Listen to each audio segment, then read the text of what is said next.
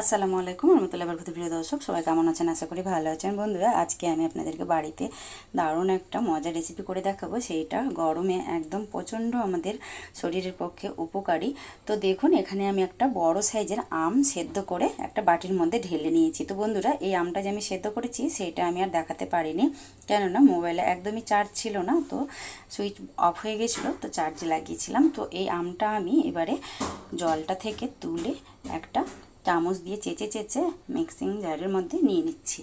বন্ধুরা, এটা একদম পুরোপুরিভাবে আমি সেদ্ধ করে ঠান্ডা করে নিয়েছি।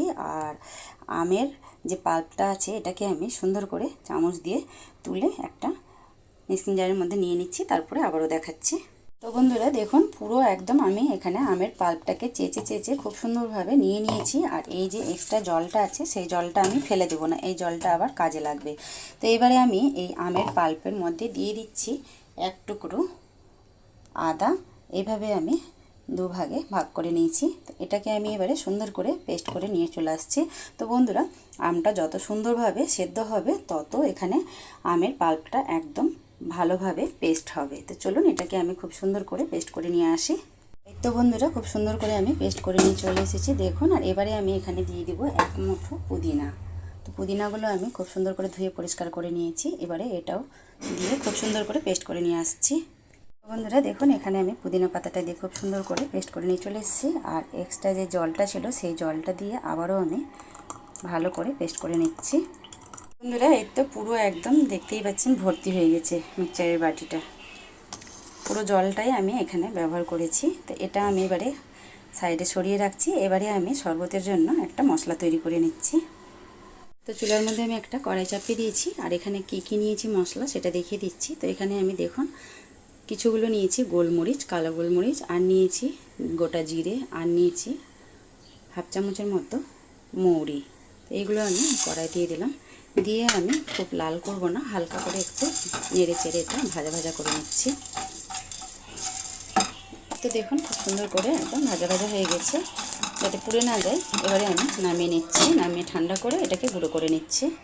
তো মশলাটাকে আমি এইভাবে খুব সুন্দর করে গুঁড়ো করে নিয়ে চলে এসেছি দেখুন। এটাকে আমি এবারে সাইডে সরিয়ে দেবো। এবারে আমি চলে যাচ্ছি চুলায়। বন্ধুরা, একই কড়াইয়ের মধ্যে আমি দিয়ে দিচ্ছি ভর্তি করে এক বাটি চিনি, কেননা এখানে 250 গ্রাম চিনি হবে। আর আমটা টক আছে, আপনাদের আম যদি মিষ্টি থাকে তাহলে চিনিটা আপনারা বুঝে সুঝে দিবেন। এখানে এবারে দিয়ে দিচ্ছি একই বাটির এক বাটি জল। এই এক বাটি দিয়ে দিচ্ছি জল। এবারে আমি চিনি আর জলটাকে খুব সুন্দর করে মিশিয়ে এটাকে নেড়ে চেড়ে একটা শিরা তৈরি করে নিচ্ছি।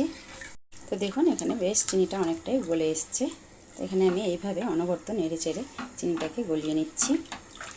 তো বন্ধুরা, একবার হলেও এইভাবে আমের শরবত করে দেখবেন বাড়িতে। আর কিভাবে আমের শরবতটাকে সংরক্ষণ করে রাখতে হয় সেটাও আজকে বলে দিচ্ছি। তো দেখতে থাকুন। আজকে ভিডিওটা ভালো লাগবে, ভালো লেগে থাকলে চ্যানেলটাকে সাবস্ক্রাইব করে পাশে থাকা বেল আইকনটা প্রেস করে বেশি বেশি শেয়ার করবেন ভিডিওটা। ভালো লাগলে অবশ্যই একটা করে লাইক দিবেন। ফেসবুক পেজ থেকে দেখলে পেজটিকে ফলো করে নেবেন বন্ধুরা, তার সাথে সাথে ইনস্টাগ্রামটাকেও ফলো করে নেবেন। তো দেখুন, এখানে বেশ অনেকটাই চিনিটা একদম গলে গেছে। তো দেখুন, এখানে একদম পুরোপুরি চিনিটা গলে গেছে, আর একদমই কোনো চিনির দানা নেই। তো এবারে আমি এই চিনি আর জলের মধ্যে দিয়ে দিচ্ছি আগে থেকে পেস্ট করে রাখা আমের পাল্পটা। তো পুরোটাই এখানে আমি ঢেলে দিলাম। ঢেলে দিয়ে এখানে আমি এবারে খুব সুন্দর করে এটার সাথে মিশিয়ে নিচ্ছি। আর এইভাবে অনবরত নাড়াচাড়া করব।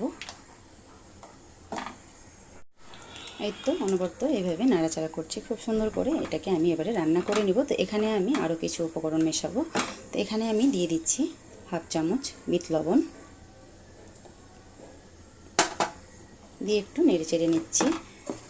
আর এবারে দিয়ে দেব হাফ চামচ সাদা লবণ, মানে রান্না যে করি আমি প্রতিদিন সেই লবণটাই। এবারে আমি খুব সুন্দর করে লবণটাকেও মিশিয়ে নিচ্ছি। এবারে আমি এখানে দেখতে ভালো লাগার জন্য দিয়ে দিচ্ছি 2 থেকে 3 ফোঁটা সবুজ ফুড কালার।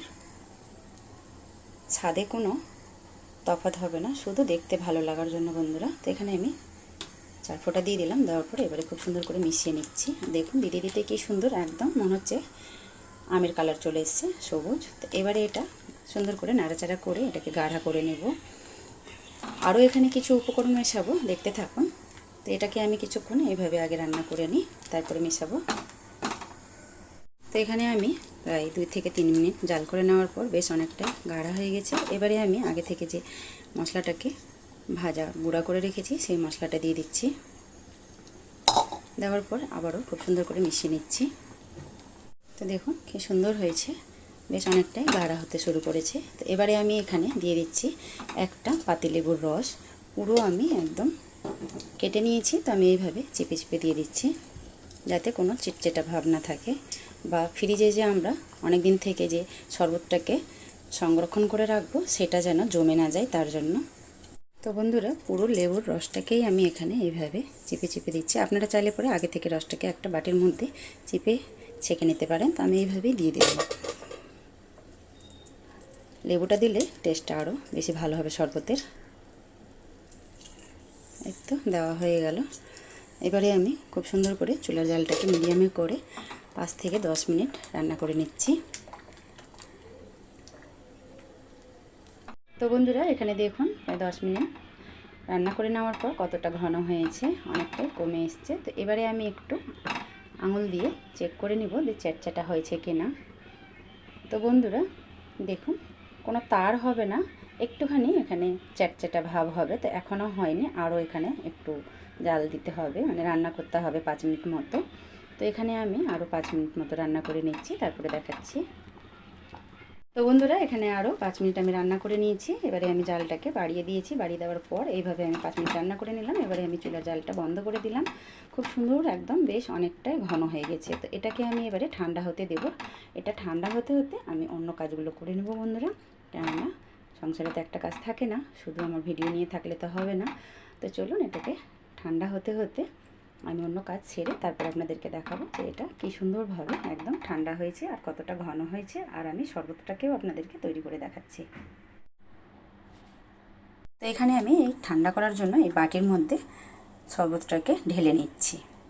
তো প্রচণ্ড গরম আছে, তো এক হাতে তো এখানে ঢালা যাবে না, চেষ্টা করছি। এই তো এই বাটির মধ্যে সম্পূর্ণ শরবতটাকে ঢেলে নিলাম। এবার এটা ঠান্ডা হতে থাকুক। এই তো বন্ধুরা, পুরোপুরি একদম খুব সুন্দরভাবে ঠান্ডা হয়ে গেছে। আর আমি এখানে নিয়ে নিয়েছি একটা কাচের এরকম বয়াম। তো বন্ধুরা, পুরোপুরিভাবে একদম ঠান্ডা হয়ে গেছে এই শরবতটা। এবারে আমি একটা কাচের বয়ামের মধ্যে ঢেলে নেব পুরোটাই। তো এরকম আমি একটা হাতা দিয়ে ঢেলে নিচ্ছি, পড়ে যাবে। তো বন্ধুরা, এরকম ঢালছিলাম, পড়ে যাচ্ছিলো। তো একটা হাতা দিয়ে এইভাবে নাড়িয়ে চাড়িয়ে আর এইভাবে হাতাটা দিয়ে খুব সুন্দরভাবে এবারে ভরে নিচ্ছি। বয়ামটা আগে ভরে নিই, তারপরে দেখাচ্ছি। দেখুন এখানে পুরো এক বয়াম হয়ে আর কতটা এখানে বেঁচে গেছে। তো এবারে আমি এটাকে দিয়ে শরবত করে দেখাচ্ছি আপনাদেরকে যে কিভাবে এটা দিয়ে শরবত করব। এখানে আমি 2টো গ্লাস নিয়েছি, গ্লাসের মধ্যে দিয়ে দিলাম ঠান্ডা জল, তারপরে দিয়ে দিচ্ছি এখানে বরফের টুকরো। আর এবারে এখান থেকে আমি আমের যে শরবতটাকে রান্না করে রেখেছি এখান থেকে 1 হাতা করে এইভাবে তুলে দিচ্ছি দিতেই। এখানে যে তুলসীর বীজগুলো হয় এখান থেকে আমি 1 চামচ করে তুলে এই গ্লাসের মধ্যে দিয়ে দিচ্ছি। এটা আমি আধা ঘন্টা আগে ভিজিয়ে রেখেছিলাম। তো বন্ধুরা, এটা আমি তুলসীর বীজ বলেই জানি না আপনারা কি নামে জানেন, তো অবশ্যই আমাকে কমেন্টে জানাবেন। তো এবারে আমি চামচটা দিয়ে খুব সুন্দর করে এইভাবে নেড়ে চেড়ে নিচ্ছি। তো বন্ধুরা, এই তো আমার একদম গরমে তৃপ্তি পেতে খুব সুন্দরভাবে ঠান্ডা ঠান্ডা কাঁচা আমের শরবত তৈরি হয়ে গেল। আর উপর থেকে দেখতে ভালো লাগার জন্য দিয়ে দিলাম পুদিনা পাতা। তো বন্ধুরা, দেখলেন তো খুব সহজভাবে বাড়িতে তৈরি হয়ে গেল কাঁচা আমের শরবত। দোকান থেকে না কিনে এইভাবে বাড়িতেও আপনারা করে খেয়ে কমেন্টে জানাবেন যে কেমন হয়েছে। আর এইভাবে কাচের বয়ামে ভরে একদম সারা বছর জুড়ে সংরক্ষণ করতে পারেন। তো বন্ধুরা, আজকের রেসিপিটা কেমন হয়েছে, ভালো লাগলে অবশ্যই একটা করে লাইক দিয়ে বেশি বেশি শেয়ার করবেন ভিডিওটা। চ্যানেলটাকে সাবস্ক্রাইব করে পাশে থাকবেন। আবারও দেখা হবে। সবাই ভালো থাকবেন। আল্লাহ হাফেজ।